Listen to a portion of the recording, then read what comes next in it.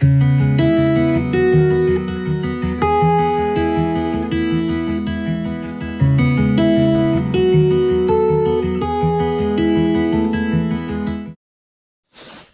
buenas, estimados.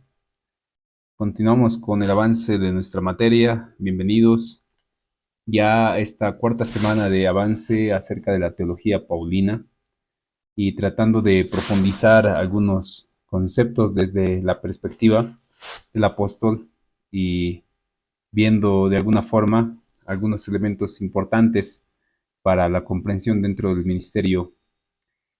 Hoy vamos a desarrollar la cuarta unidad, que es la fundamentalidad soteriológica en el pensamiento de Pablo. Hoy vamos a conversar acerca de cuál finalmente es la perspectiva que el apóstol Pablo tiene acerca de la salvación.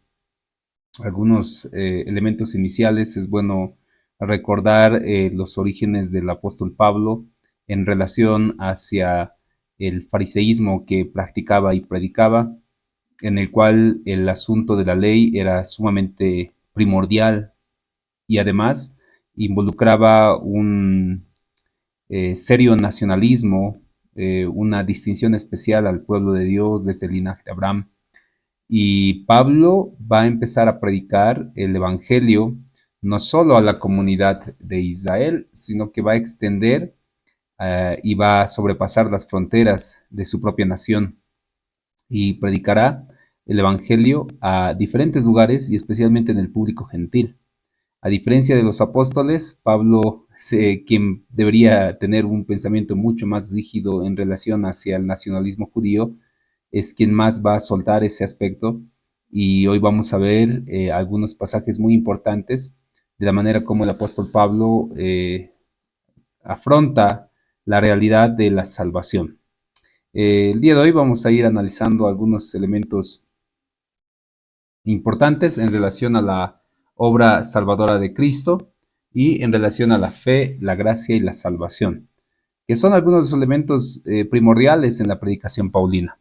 Tenemos ahí, inicialmente vamos a conversar acerca de la muerte, la resurrección, la importancia que Pablo le da al evento de la resurrección, acerca de la reconciliación y la adopción, elementos también particulares, especialmente hacia los gentiles, quienes van a ser adoptados a esta nueva nación y cómo son reconciliados. Recuerden, hermanos, de que en el contexto paulino, la realidad era de que eh, era poco probable de que un gentil vaya a ser salvo. Y en tal sentido, Pablo va a mostrar esa posibilidad para el público gentil. Y a través de sus escritos, nosotros notamos una realidad probable para nosotros como gentiles de que podemos ser pueblos, de que podemos disfrutar de la gracia y la misericordia del Señor, de que podemos ser reconciliados y adoptados también en parte de su familia. Es algo bonito porque en el contexto paulino el gentil no, o sea, para el judío nacionalista, para el fariseo, defensor de la ley, defensor de su nación, un gentil era alguien discriminado espiritualmente, era alguien que no se merecía la gracia, ni el saludo, ni el respeto, eh, mucho menos la salvación. Y Pablo va a mostrar una realidad diferente a través de sus escritos. Y recuerden que los escritos que Pablo va no son especialmente dirigidos hacia el público judío, sino principalmente hacia un público gentil. Gran parte de su audiencia es el público gentil.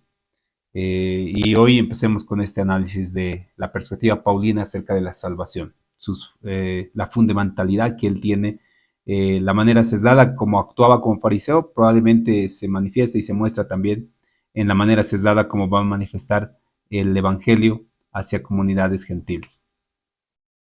Y tenemos, en primer lugar, quisiera empezar meditando en este pequeño pasaje del apóstol Pablo referente hacia la resurrección.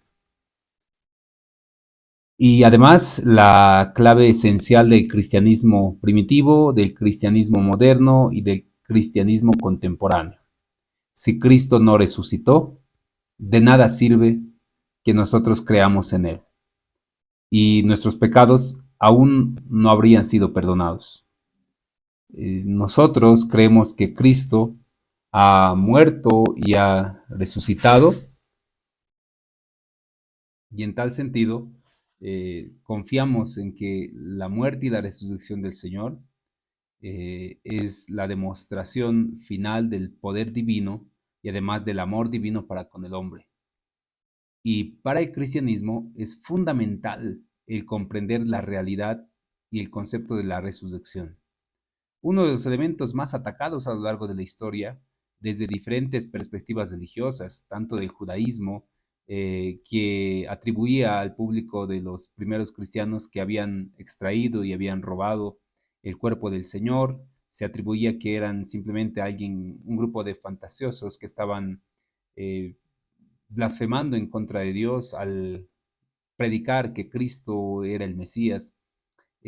Posteriormente, a lo largo de la historia, también se llega a atacar la resurrección relacionada a la divinidad del Señor, entendido de que si bien era un hombre sabio histórico, no era más que eso, era un hombre con autoridad espiritual, pero no superaba eso, como hoy por hoy puede predicarlo un judío, puede enseñarlo un musulmán, de que Cristo sí era un personaje histórico, pero no era un personaje divino ni poderoso, ni que haya resucitado. Para nosotros como cristianos y para Pablo, la resurrección es un acontecimiento determinante para la fe. Nosotros predicamos que Cristo ha resucitado, que regresó de la muerte con victoria, que ha derrotado la muerte y que si Él ha derrotado la muerte, nosotros también. Que si Él ha cumplido su promesa en que nosotros también vamos a resucitar, así va a ser. En que a través de la muerte y la resurrección de Cristo, nosotros recibimos perdón de pecados. O sea, todo para Pablo inicialmente en relación a la doctrina de la salvación va a estar centrado en lo que involucrará la resurrección del Señor. Entonces es de suma importancia el de conocer este evento. Empecemos con la obra salvadora de Cristo. Algunos puntos importantes en relación a su muerte y a su resurrección como fundamento de la salvación. Primero, vamos a dar lectura también a estos pasajes en el libro de Romanos capítulo 5, versículo 8. Pablo manifestará acerca de la muerte de Jesús como un evento expiatorio. Recuerden que para un fariseo el hablar acerca de la expiación era algo de gran importancia porque involucraba el perdón de pecados para el pueblo delante de Dios, el estar una vez más limpio delante de Dios a través de un sacrificio. Sin embargo, Pablo aclara en su escrito, dice en Romanos 5:8, mas Dios muestra su amor para con nosotros, en que siendo aún pecadores, Cristo murió por nosotros, se puso por nosotros, se sacrificó por nosotros, fue el Cordero perfecto, fue el sacrificio necesario, el sacrificio cabal para el perdón de nuestros pecados. La muerte de Jesús es ese acto expiatorio necesario desde la perspectiva paulina. Si nos ponemos en mente el análisis de la perspectiva de Pablo, el filosofar que tuvo que hacer acerca del nacimiento de Cristo en un estado virginal puro, el ser apartado a lo largo de su vida, el que haya cuidado, como manifiesta en la Biblia, incluso la salud misma, hasta el día de su sacrificio, y el que haya sido sacrificado siendo Dios, siendo el Señor Todopoderoso, el que no se aferró a su divinidad como algo a lo cual debería agarrarse permanentemente, sino se ha despojado a sí mismo y que fue llevado a la cruz y que fue muerto en la cruz. Para el pensamiento de Pablo, inicialmente habrá sido chocante, ¿verdad? El hecho de que el Mesías vino para morir, pero resucitó. ¿Cuál es la lógica entonces de esta muerte y de esta resurrección? ¿Cuál es la lógica de haber sido sacrificado de tal manera? Entonces, al comprender esa realidad, el apóstol Pablo manifiesta de que la muerte de Cristo es necesaria como un acto expiatorio, como en la ley levítica, para ese tiempo. Y lo interesante que este acto expiatorio no solo es para judíos, sino también es para gentiles, para que todo aquel que crea, para todo aquel que pueda entender de que el acto que Cristo ha hecho en la muerte y en su resurrección es un acto de expiación para el hombre. Relacionada va la muerte con la resurrección. No se puede despegar una de la otra, puesto que si Cristo solo muere, el evento acaba ahí. Pero si Cristo solo resucitase sin ese sacrificio, tampoco tendría mucho sentido. Tiene una interrelación importante en el pensamiento paulino. Entendemos de que la resurrección de Cristo es esa garantía también para nosotros acerca de nuestra resurrección, como hemos leído hace unos instantes y lo podemos volver a leer ahí en 1 Corintios 15:20.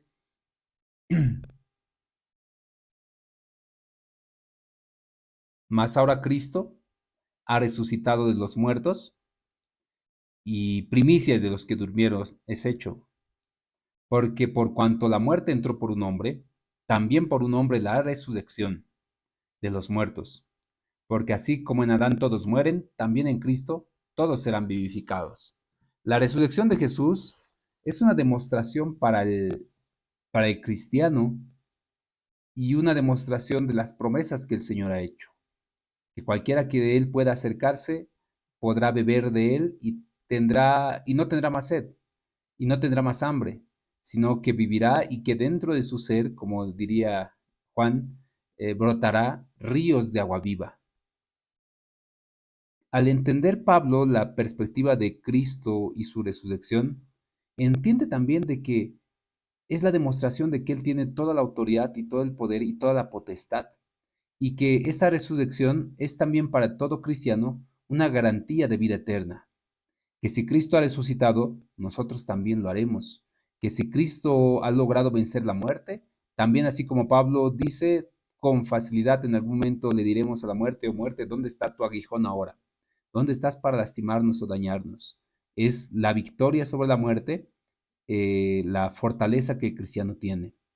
En los momentos del contexto paulino, recordemos que está iniciando una gran persecución por Nerón y desde la persecución paulina y en donde llega, entre comillas, a concluir en Damasco, no había parado. La persecución hacia el público cristiano ha sido constante hasta el año 300 después de Cristo con Constantino. Durante todo ese tiempo la iglesia ha estado atravesando diversas pruebas en donde muchos fieles morían a causa del Evangelio. Han sido dispersados, se han expropiado sus bienes, han sido asesinados de vil y crueles maneras, y sin embargo, la esperanza que Pablo va a predicar es acerca de la resurrección, de que esta muerte es pasajera y que vamos a resucitar en Cristo. Es importante también entender de que al respecto de la muerte y de la resurrección, existe la elección y la cooperación humana también al respecto. En Romanos 8:29, lo vamos a buscar. Romanos 8:29. El apóstol Pablo manifiesta de la siguiente manera, dice, porque a los que antes conoció también les predestinó para que fuesen hechos conformes a la imagen de su Hijo, para que Él sea el primogénito entre muchos hermanos. De alguna manera, el Señor ha establecido que quienes se acerquen confiadamente hacia Él puedan cambiar su realidad, puedan cambiar la perspectiva de su vivencia diaria. Ahí también tenemos en que la respuesta humana ante esta posibilidad de resurrección eh, es sencillamente la fe, como una manera de responder. Efesios 2:8 al 9, igual la carta de Efesios, de Pablo a Efesios dice, porque por gracia sois salvos por medio de la fe, y esto no es de vosotros, pues es don de Dios, no por obras para que nadie se gloríe. La única manera como nosotros podemos acercarnos a esta salvación y a esta resurrección es simplemente a través de la fe. La muerte y la resurrección de Cristo es un fundamento importante para la salvación del hombre. El comprender con cabalidad, así como Pablo ha analizado y ha visto esa perspectiva y esa necesidad del acto expiatorio y de la necesidad de la resurrección de Cristo, para que nosotros también podamos recibir perdón de pecados y podamos recibir vida eterna en Cristo Jesús. Es algo elemental para comprender el Evangelio dentro de lo que es la perspectiva cristiana evangélica. También así es importante entender de que al respecto de la salvación hay dos elementos necesarios y que además Pablo va a implementar al respecto de la predicación de la salvación: la reconciliación del hombre y la adopción también. Como les decía al inicio, Pablo no tenía una predicación explícitamente al público judío. Probablemente la gran audiencia que él recibía y por los cuales era recibido era el público gentil. Él era un fiel defensor de que la salvación era no solamente para judíos, sino también para el griego. No solamente para el judío, sino también así para el gentil. Y de esa manera, dos elementos importantes que se deben mencionar es el asunto de que el ser humano puede ser reconciliado.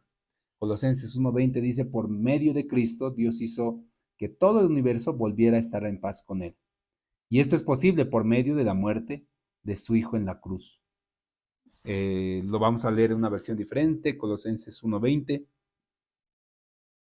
dice así, Reina Valera 60: y por medio del reconciliar consigo todas las cosas, así las que están en la tierra como las que están en los cielos, haciendo la paz mediante la sangre de su cruz.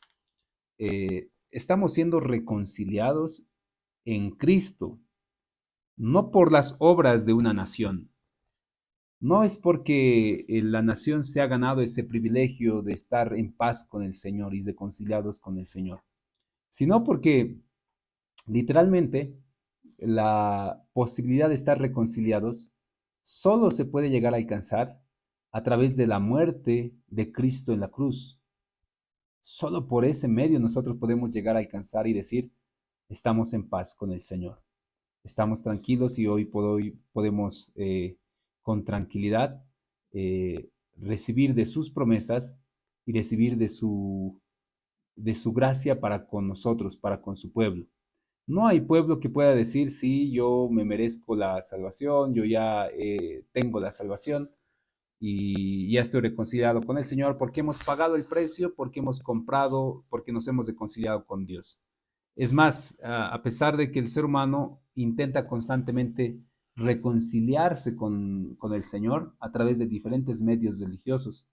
Y aquí es un asunto importante que probablemente Pablo lo ha meditado durante su análisis acerca de la salvación del hombre, la importancia de la religión. ¿Qué tan necesaria es la religión farisea para Pablo, la religión judía para alcanzar salvación? Si Pablo hubiese visto necesaria la religión para reconciliar al hombre y Dios, se hubiera dedicado a predicar y enseñar mucho del fariseísmo que él predicaba, porque era un maestro correspondiente a la tradición de los fariseos. Pero Pablo no predica un fariseísmo, Pablo predica de Cristo. Porque la religión, si nosotros analizamos un poquito la etimología de la palabra religión, viene de conceptos de ligare, que trata de explicar la manera como el ser humano intenta renegociar y desligar y reconciliarse con lo divino y utiliza entre estas de conciliación o entre estos actos diferentes aspectos como sacrificios, rituales, tradiciones, costumbres que corresponden a su religión. En un contexto andinista, el andinista suele presentar sacrificios a sus dioses para agradarle a él. En un contexto azteca, él en su religión, el azteca, tendrá que hacer sacrificios humanos para agradar a sus dioses y de alguna manera reconciliarse con ellos. Pero lo más interesante es que desde la perspectiva y análisis paulino, no hay necesidad de hacer eso. Es más, es innecesario y es improductivo para el ser humano el tratar de alguna manera intentar reconciliarse con el Señor, con Dios, a través de sus actos. Es prácticamente imposible para el ser humano. Por eso ahí vemos en este pasaje de Colosenses que dice, por medio de Cristo nada más, Dios hizo todo el universo que volviera a estar en paz con Él, y esto es posible solamente por medio de la muerte de su Hijo en la cruz. Hoy por hoy muchos tratamos de guardar algún tipo de religiosidad dentro de nuestras congregaciones y ponemos en primer lugar muchos rituales religiosos que tenemos en la congregación, de tal manera de que suele ser cargoso para muchos el seguir a Cristo. Eh, la religión nos salva.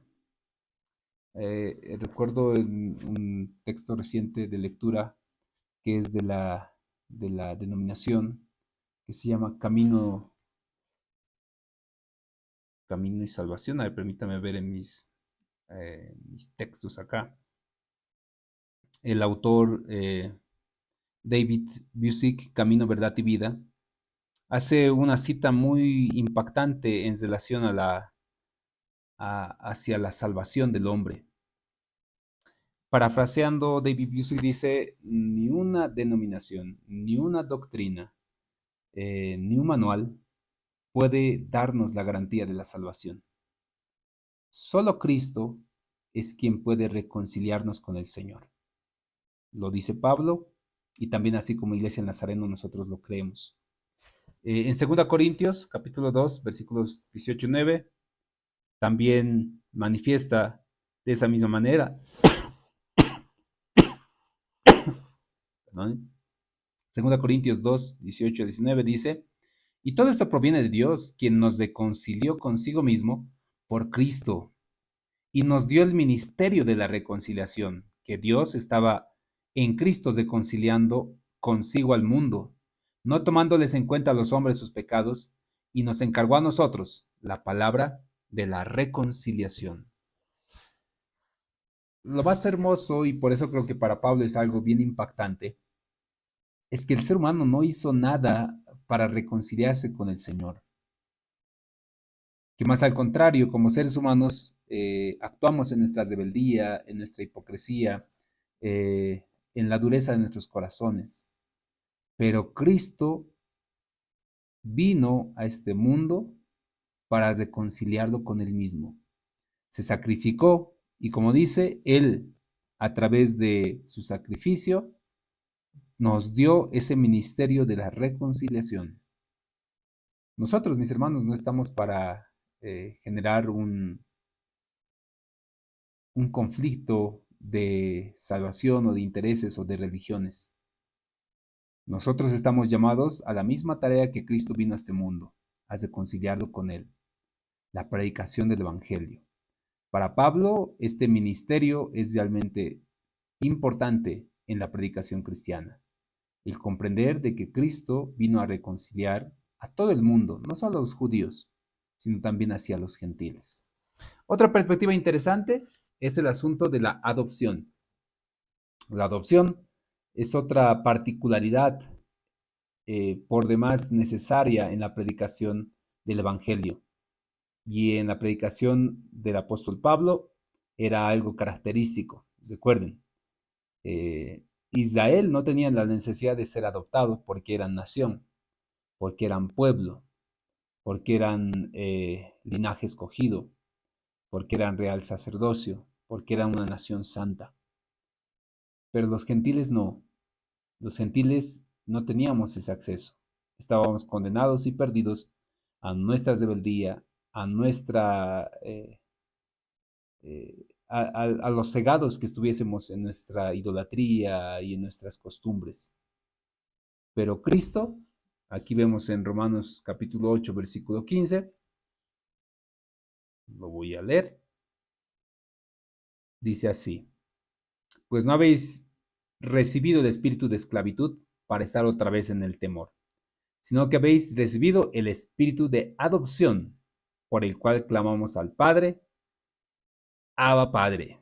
Y el Espíritu mismo da testimonio a nuestro espíritu de que somos hijos de Dios, y si hijos, también herederos, y herederos de Dios, y coherederos con Cristo, si es que padecemos juntamente con Él, para que juntamente con Él seamos glorificados. Entonces, somos hijos de Dios porque el Señor es quien en su misericordia nos ha permitido el tener ese espíritu de adopción por el cual con mucha confianza podemos acercarnos al Señor y decirle Padre nuestro. Eso es algo hermoso, es algo impactante para todos aquellos que en algún momento no hemos sido nación y hoy por hoy somos parte de su nación. No hemos sido pueblo y hoy somos pueblo. Somos nación santa, real sacerdocio, pueblo escogido por Dios, apartados por Él, por su misericordia, por su amor. Hoy por hoy nosotros somos hijos. Mira cuánto amor nos ha dado el Padre, que nos da ese privilegio de ser llamados hijos de Dios. Es interesante analizar la perspectiva paulina de la reconciliación y la adopción, puesto que notamos con profundidad de que son doctrinas esenciales del cristianismo. Somos reconciliados y adoptados. En la Iglesia del Nazareno, en los artículos de fe que tenemos, en el cual manifiesta que la justificación, la regeneración y la adopción son elementos particulares en el proceso de nuestra salvación y de nuestra conversión. Nosotros hemos sido justificados, somos justos delante de Él, no porque nosotros seamos buenos, sino porque Cristo es bueno. No es porque nosotros lo hemos alcanzado, sino porque Cristo nos ha permitido alcanzarlo. Como Pablo dice, con Cristo juntamente estoy crucificado y lo que vivo aquí en la carne, lo vivo en el Hijo de Dios. Eh, Somos degenerados en una situación de degeneración. El Señor nos permite estar una vez más como una criatura nueva, como un nuevo hombre, como Pablo lo expresaría en algún momento. Somos reconciliados en ese amor y somos adoptados, somos hechos hijos delante de Él. Y si somos hijos, como acabamos de leer, coherederos, herederos con Cristo el Señor. Es grande este misterio, es grande esta palabra para todo gentil en ese tiempo, puesto a que la predicación judía manifestaba de que uno, si realmente quería acercarse a ese Dios todopoderoso, el Dios que tal vez en las leyendas se escuchaba, para nosotros no leyendas, sino realidades, la mano poderosa de Israel a través de su Dios que permitió salir de Egipto, poseer Canaán, de establecerse como un gran imperio, una nación. Ese mismo Dios puede acercarnos a nosotros. De alguna manera había varones piadosos en el contexto bíblico que trataban de acercarse hacia esta fe, judaizantes. Era que de alguna manera, si querían acercarse a la fe judía, se convertían en prosélitos de esta fe, y lo cual involucraba cumplir muchas tradiciones.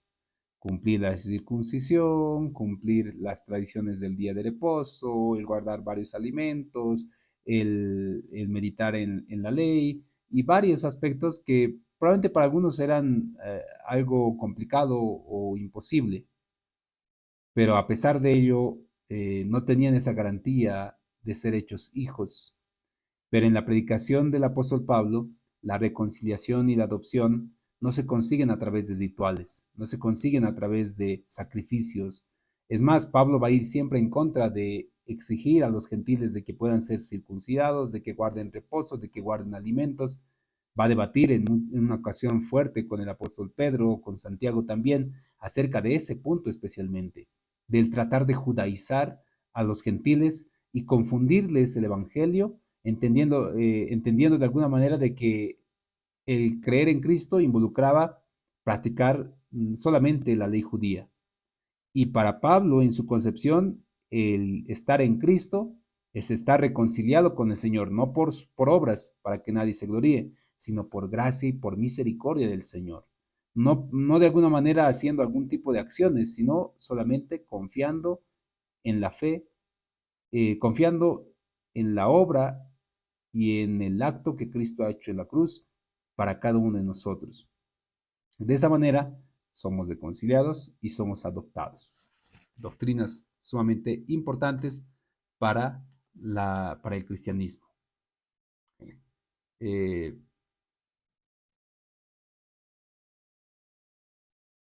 siguiente.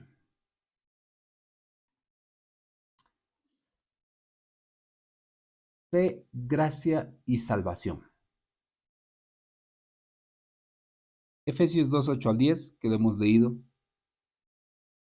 Acá vamos a ver un poquito acerca y profundizar acerca de la fe, la gracia, que es un tema esencial de la teología paulina, y la relación que tienen estos dos elementos con la salvación del hombre. Primero, ¿cuál es la relación entre fe y la gracia en la teología paulina? Analizaremos este pasaje que dice, porque por gracia sois salvos por medio de la fe, y esto no es de vosotros, pues es don de Dios, es un regalo de Dios, no por obras, para que nadie se gloríe, porque somos hechura suya, creados en Cristo Jesús, para buenas obras, las cuales Dios preparó de antemano para que anduviésemos en ellas. La salvación se alcanza por gracia.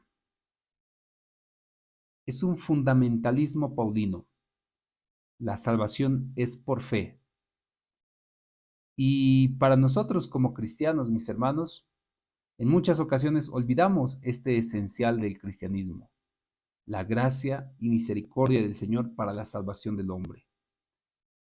Nos empecinamos tal vez con rituales, actos, participaciones, como que estos rituales, actos son los que salvan. Hoy por hoy, un fenómeno interesante que se puede llegar a analizar en la iglesia cristiana es el asunto del bautizo en las congregaciones. Sé que estamos en comunidades diversas en Sudamérica, estamos de diferentes regiones, pero probablemente esto es un común denominador en nuestras congregaciones. Es el asunto de que muchos consideran el bautismo en aguas como el elemento más importante del cristianismo y no así la salvación misma del hombre. Muchos de nuestros hermanos suelen estar confundidos de que el bautismo en aguas es la garantía de su salvación. Y en esa razón muchos dicen, no, todavía no me quiero bautizar, espérame nomás un ratito, un mes espérame. Yo recuerdo un hermano que entre sus justificaciones para no bautizarse decía, pastor, yo este año me toca ser autoridad en mi comunidad. Él iba a ser dirigente en su comunidad. Y por ahí peco. Por favor, al año me voy a bautizar, sí o sí. Muchos andan con este mal concepto en nuestras congregaciones. Y no es que el bautismo salva, quien salva es Cristo. El bautismo es una manifestación externa eh, del cambio interno que hay en nuestro corazón. Y si somos salvos por gracia, por medio de la fe en Cristo Jesús, el confesar públicamente nuestra fe en las aguas del bautismo es algo instantáneo, es algo en la Biblia, en el libro de los Hechos, es algo del momento, es algo que ocurre en el mismo instante que uno recibe el Evangelio, incluso de noche, de viajes, estando de trabajo, en diferentes circunstancias, siempre ha ocurrido en el mismo instante. El único que literalmente tuvo que esperar un tiempo para su bautismo en aguas fue el apóstol Pablo. Lean el libro de los Hechos. Tuvo que esperar el viaje de Damasco hasta llegar a la casa de Ananías, y estando en la casa de Ananías, recibió la vista, se le predica el evangelio y se le exhorta y se le dice, mi hermano, ¿qué esperas? Bautízate, levántate y haz tu llamado. Es el único que ha esperado varios días para su bautizo. Y no esperó porque no estaba listo. Esperó porque sencillamente tenía que llegar hasta el lugar donde iba a ser bautizado, por desconocimiento, entre comillas.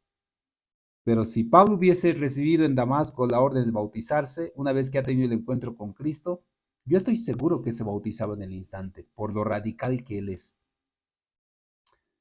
Hoy por hoy la iglesia confunde mucho el asunto de la salvación, entendiendo de que la salvación lo vamos a alcanzar a través de costumbres, a través de obligaciones, a través de dar mi diezmo, a través de congregarme, a través de hacer juntas, a través de hacer liderazgo, a través de pastorear, a través de predicar. Consideramos muchos de que ese es el medio por el cual vamos a alcanzar misericordia y gracia del Señor. La gracia de Dios se ha derramado en Cristo, nosotros somos salvos y somos salvos por medio de la fe y esto no viene de nosotros, sino es un regalo que viene de Dios y no es por obras. Para que ninguno diga yo soy salvo porque me he bautizado, yo soy salvo porque participo en la iglesia, porque soy pastor, porque soy junta, porque hecho liderazgo, sino por yo soy salvo por Cristo Jesús, por su gracia, por su misericordia, porque Él me amó primero y yo le amo después, porque Él se fijó primero en mí y yo le he visto después, porque Él ha venido a buscarme y yo he decidido seguirle. Entonces, mis hermanos, es importante aclarar este concepto en relación a la fe, la gracia y la salvación desde el enfoque paulino. Las obras, si bien es algo que nosotros practicamos, en este mismo pasaje también lo explica, dice, porque somos hechura suya, una vez que estamos en Cristo, somos hechos como Él, somos hechura suya, creados en Cristo una vez más, somos una nueva criatura. Y esta nueva criatura está hecha para buenas obras, las cuales Dios preparó de antemano para que anduviésemos en ellas. Las obras son consecuentes a la fe que tenemos en Cristo Jesús. Las obras son consecuentes a la resurrección que Cristo ha tenido en nuestras vidas. Veamos un poquito la relación que hay entre lo que es la fe y la gracia. Dos conceptos importantes también en la teología paulina, la fe y la gracia. En primer lugar, la fe es un fundamento para el apóstol Pablo. Romanos 11:6. Leemos Romanos 11:6, dice así. Y si por gracia, ya no es por obras, de otra manera la gracia ya no es gracia. Y si por obras ya no es gracia, de otra manera la obra ya no es obra. Los leo en una versión sencilla. Traducción lenguaje actual dice así. Pero Dios eligió porque Él es bueno, y no porque ellos hayan hecho algo para merecerlo. Esto solo puede suceder así, porque Dios es bueno de verdad. La gracia es el fundamento para la salvación del hombre. Si no fuera por gracia, nosotros hermanos no somos salvos. Si no fuera por la gracia y la misericordia del Señor, nosotros no alcanzamos salvación. Si alcanzamos salvación es porque Dios es misericordioso y porque su gracia se ha derramado en medio de nosotros. Efesios 2:8-9, que lo hemos leído hace unos instantes, dice lo mismo, ¿verdad? No es por obras, es por gracia.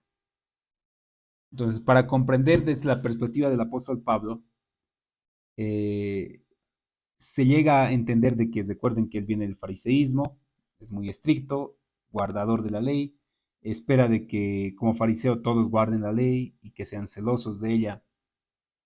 Se encuentra con Cristo, él probablemente medita y dice, yo no, o sea, yo he sido perseguidor, yo estaba persiguiéndole a sus seguidores y me ha recibido. Entonces, ¿qué amerita? Para la comprensión del apóstol Pablo, amerita de que él no se merecía el ser llamado, pero fue llamado. No se merecía de alguna manera el recibir esa revelación, pero la recibió.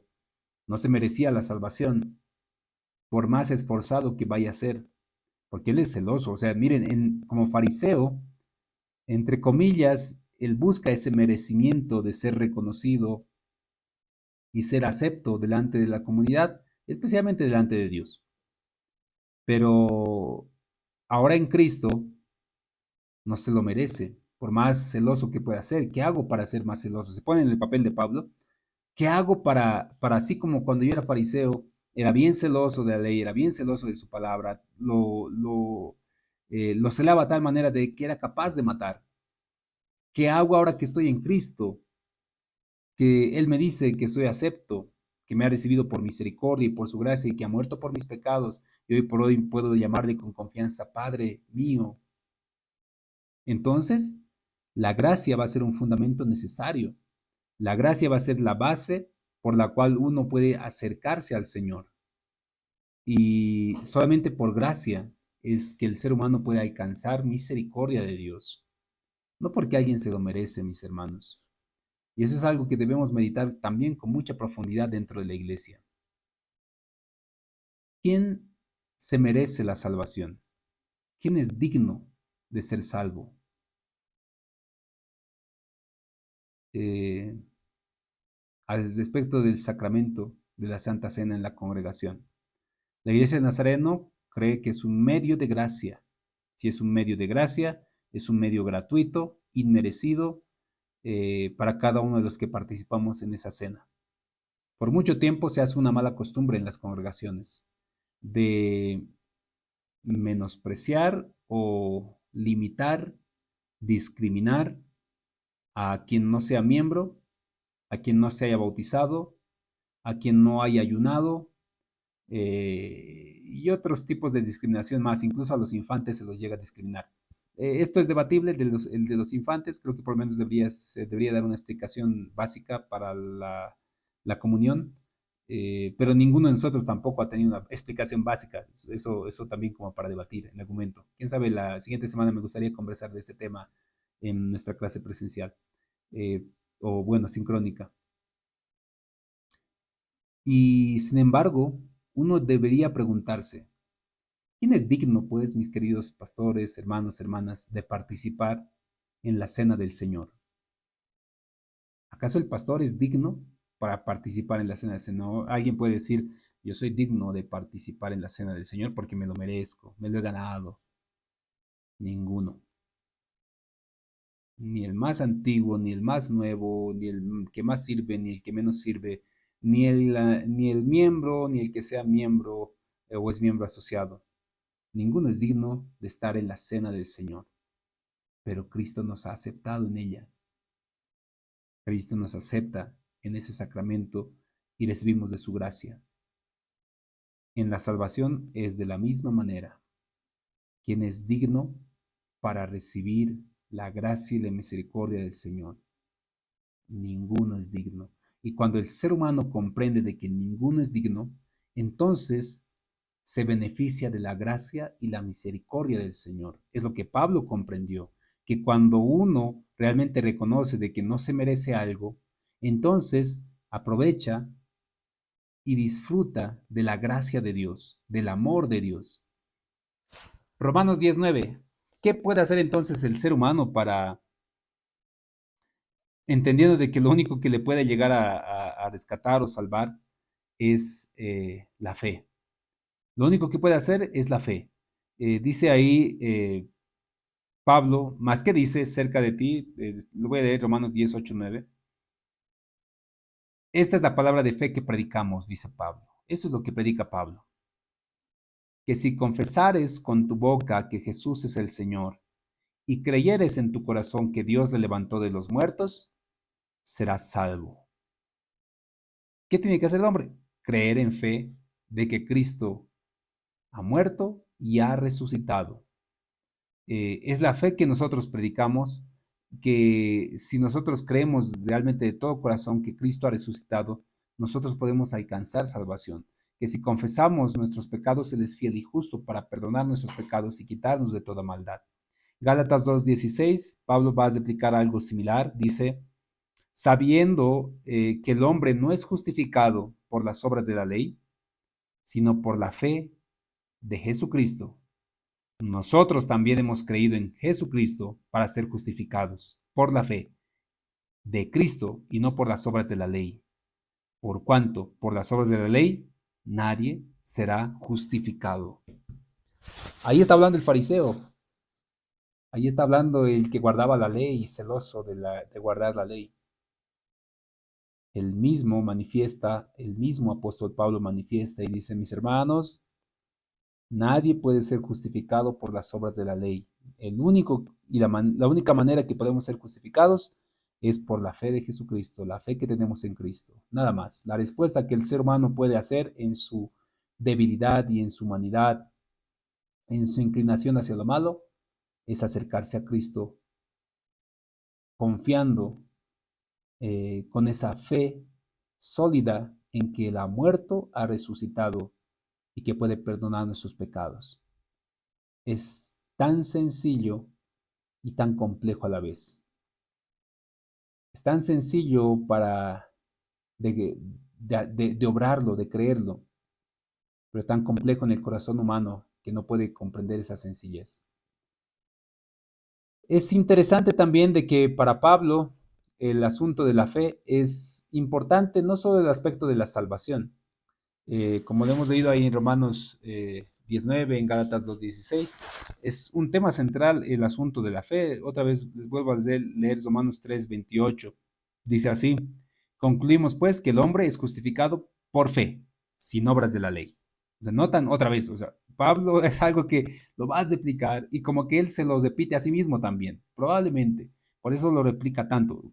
Les hablo aquí como psicólogo. Cuando uno tiene dudas de un tema, se lo trata de repetir tantas veces hasta que llegue a estar convencido de ese tema. Y Pablo lo va a repetir muchas veces en diferentes cartas. Probablemente no directamente para él, pero por lo menos como para explicar a la iglesia primitiva el asunto de la importancia de la fe en Cristo Jesús. Romanos 5:1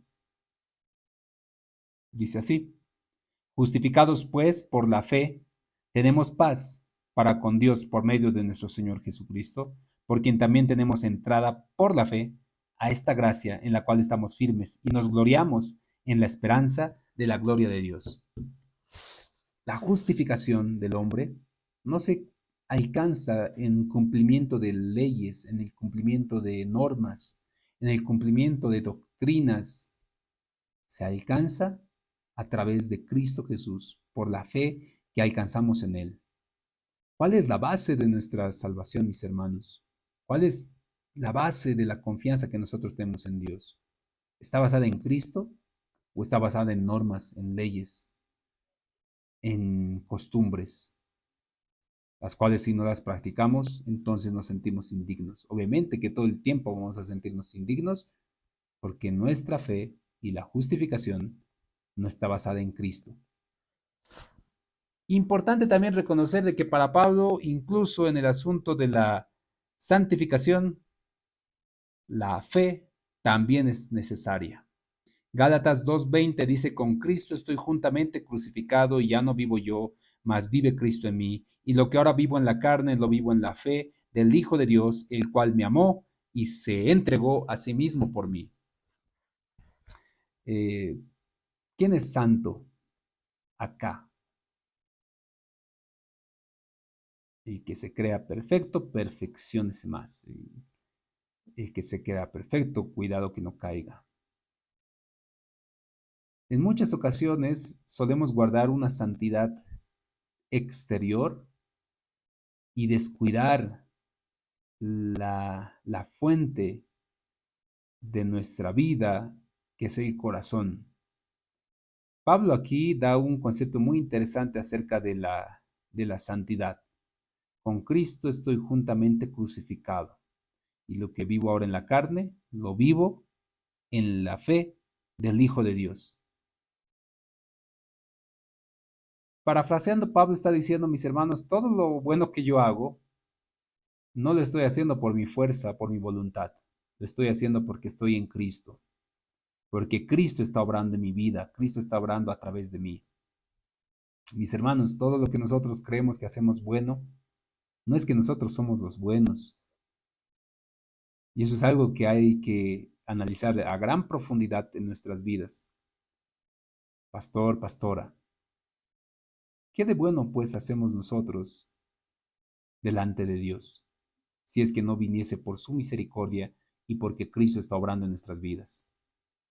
Es importante reconocer, queridos pastores, de que si hay algo bueno que hoy por hoy hacemos, si hay algo loable, algo honesto, algo digno de imitar, lo estamos haciendo simplemente porque Cristo está en nosotros y porque estamos juntamente crucificados en Él y porque todo lo que vivimos aquí en la carne, en nuestro cuerpo, lo estamos viviendo en el Hijo de Dios. Eso es prácticamente la entera santificación en nuestras vidas. Es la obra, la misericordia, el amor perfecto que está obrando en nuestras vidas y en la cual nosotros simplemente correspondemos a la fe y la misericordia que tenemos. Entonces, debemos empezar a meditar en qué manera nosotros muchas veces jactamos que hacemos algo bueno, o que tenemos algo bueno, o que tenemos algún don imitable. Incluso ese don mismo es simplemente la gracia y la misericordia del Espíritu Santo sobre nuestras vidas. Ya para ir cesando, hablemos un poquito acerca de la seguridad de la salvación en el pensamiento paulino. La seguridad de la salvación en el pensamiento paulino. Acá es donde se va a llegar a dividir en la historia eh, dos líneas importantes. Calvino va a heredar mucho de Agustín, Arminio va a heredar de Calvino y finalmente va a dividirse entre el arminianismo y el calvinismo. Eh, y empieza en este asunto acerca de la seguridad de la salvación. ¿Qué pues implica para el apóstol Pablo el asunto de la salvación y la manera como el ser humano puede manifestar de que es salvo? Pablo va a hablar de este tema en esencial. Y como les decía, acá es donde en la historia se ha llegado a dividir la perspectiva de la iglesia en relación a cómo nosotros alcanzamos salvación. Tito capítulo 3, versículo 5, Pablo manifiesta de esta manera y dice, lo ve desde 4, pero cuando se manifestó la bondad de Dios, nuestro Salvador, y su amor para con los hombres, nos salvó, no por obras de justicia que nosotros hubiéramos hecho, sino por su misericordia, por el lavamiento de la regeneración y por la renovación en el Espíritu Santo, el cual derramó en nosotros abundantemente por Jesucristo nuestro Salvador. Dios ha sido fiel con cada uno de nosotros y otra vez, nosotros no somos salvos porque hacemos buenas obras. Nosotros somos salvos porque recibimos gracia. Ese es el sendero de la gracia, el camino de la gracia que nosotros hemos tomado. La obra eh, que Cristo ha desarrollado en nosotros, de alguna manera nos muestra cómo el Señor nos garantiza y nos da esa seguridad en relación a la salvación, pero no por obras buenas, sino porque Dios ha sido bueno. Un verso más quisiera leer desde Pablo, dice Romanos capítulo 8, versículo 38 y 39, dice así. Por lo cual estoy seguro que ni la muerte, ni la vida, ni los ángeles, ni principados, ni potestades, ni lo presente, ni lo porvenir, ni lo alto, ni lo profundo, ni ninguna otra cosa creada nos podrá apartar del amor de Dios que es en Cristo Jesús. O sea, el amor de Dios es tan inmenso, tan grande, tan incomparable, que, como diría Juan, amó a este mundo, que dio a su Hijo Jesucristo para que todo aquel que en él crea no se pierda, mas tenga vida eterna. La obra de Cristo nos da esa seguridad de que Dios nos ama y de que Él nos amó primero. Filipenses 2:12, lo voy a leer, Filipenses 2, capítulo 2, versículo 12, dice así, por tanto, amados míos, como siempre habéis sido obedientes, no como en mi presencia solamente, sino mucho más ahora en mi ausencia. Ocupaos en vuestra salvación con temor y temblor. Aquí hay un verso importante de que en el arminianismo se puede llegar a tomar en relación al cuidado de la salvación a nivel personal. Pero el versículo 13 se complementa y dice, porque Dios es el que produce así el querer como el hacer por su buena voluntad.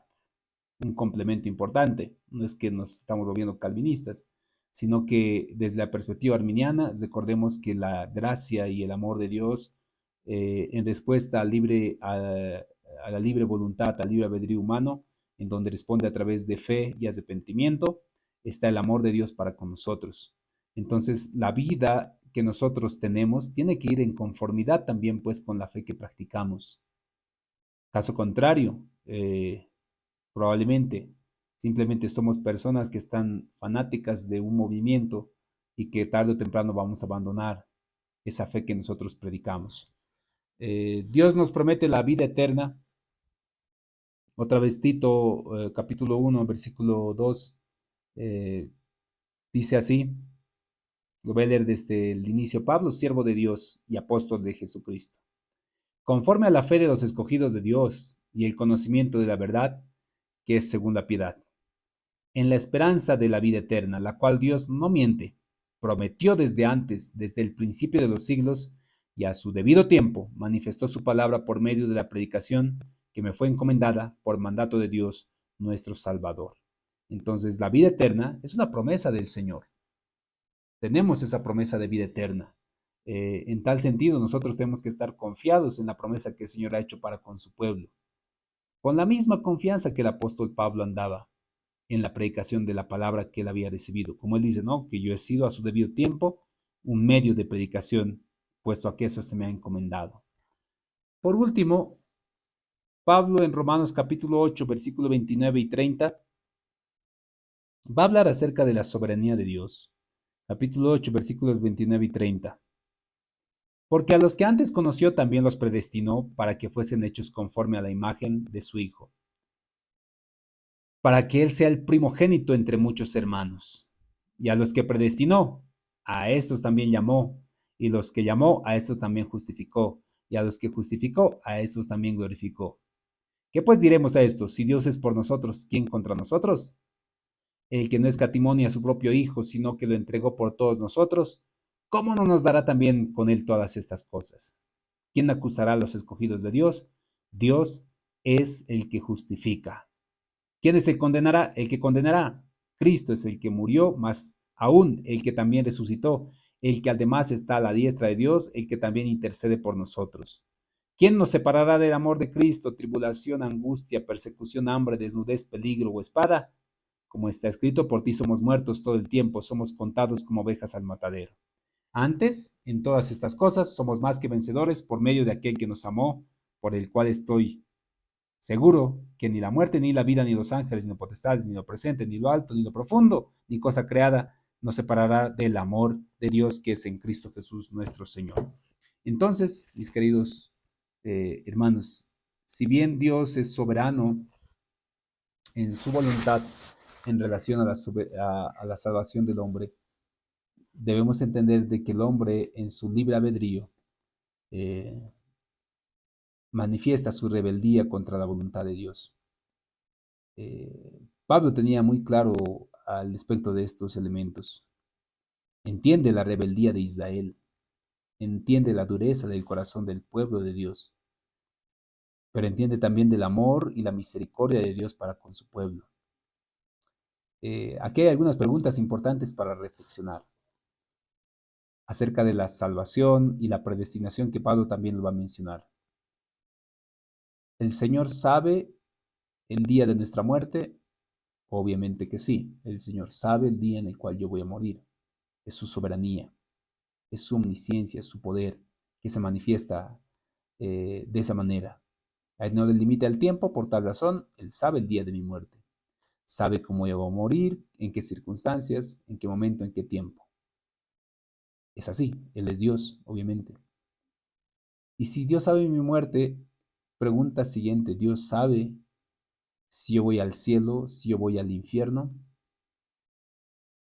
Es una pregunta importante para calvinistas y arminianos. Obviamente que sí. No puedo negar que Dios sabe en su soberanía y en su voluntad si yo voy al cielo o si yo voy al infierno. Pero es ahí donde se manifiesta la misericordia y la gracia de Dios.